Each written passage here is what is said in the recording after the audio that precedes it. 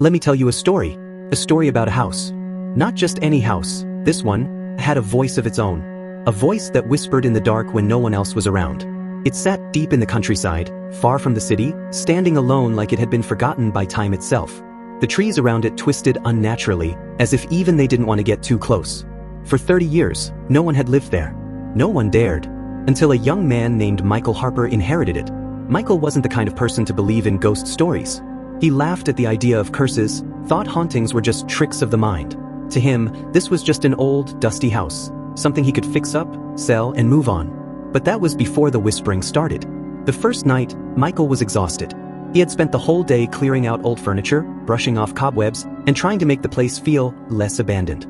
When night fell, he locked the doors, switched off the lights, and collapsed onto the old bed in the master bedroom. The silence was unnerving.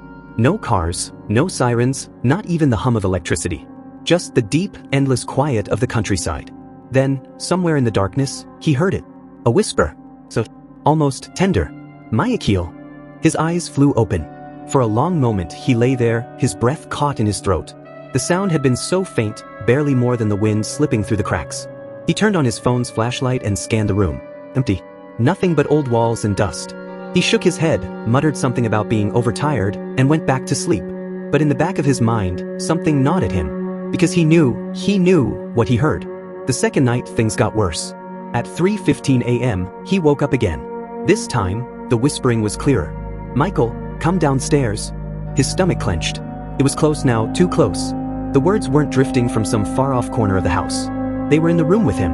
He reached for his phone, but as soon as his fingers touched the screen, he noticed something that sent ice down his spine. His bedroom door was open. Just a crack.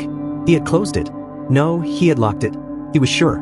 The air felt heavier, pressing down on him, thick with something unseen. His heart pounded against his ribs as he stared at that open door, terrified of what might be waiting just beyond it. But he couldn't move. He couldn't bring himself to get up, to check. He lay there, motionless, gripping the blanket like a lifeline, staring at the darkness beyond the door, until the sun came up. The third night, Michael had had enough. This time, he decided to record everything. He set up his phone, placed it on the nightstand, and hit record before forcing himself to sleep. At 3:15 a.m., the whispering returned. "Mike, come downstairs, we are waiting for you."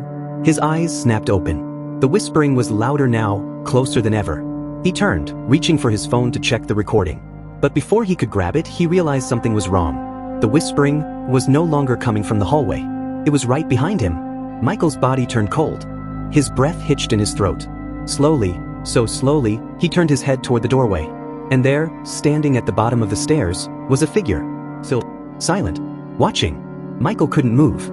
He couldn't scream. The figure had no eyes, no face, just a shadowy form standing in the dark. He blinked, and it was gone. But the whispering hadn't stopped. Now it was coming from behind him. Michael ran. He bolted out of the house, fumbling with his keys, heart pounding so hard he thought it might burst. He didn't stop running until he was inside his car, tires screeching as he sped down the road, leaving that cursed house in his rearview mirror. The next day, he called a real estate agent. He didn't care about fixing the place up anymore. He just wanted to be rid of it. But something kept eating at him. Who was whispering? Why had his uncle never spoken about the house? So Michael did some digging.